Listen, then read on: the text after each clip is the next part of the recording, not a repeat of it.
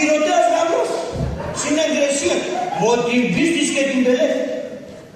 Λέει με παιδί, εσκάλωσε και λέει εσύ λέει βέβαια τώρα λέει που αλέω που πας η γυνή να φοβείται τον άντρα δεν θα εφτάσει. Εγώ παλέγα τον λέω, πήρα το μέρος και αγα τον λέω, δεν να εφτάω, δεν πάω. Λέει όχι απαντήσει το ποδάρνα μας. Ναι, με αφορισμένο λέγα τον εγώ.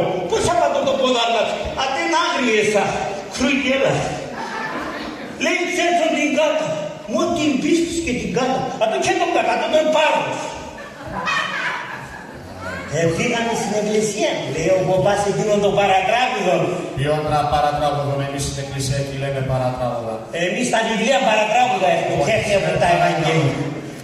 Λέει ο αφορισμένος, όπως είπε και πίκατος, πατώ το ποδάρνα, πού να είναι, τη σκύλ και τη γαϊδά το νιώθει.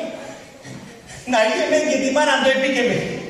Εφρασίνσεν από κίτζερ, ασωτία και σε μάτι φωτία σε βγάλει στο πορείνα. Σιτα πήγαμε στο σπίτι, ούλε τα γλάστρας ετσάκωσε να τα σου κεφάλι.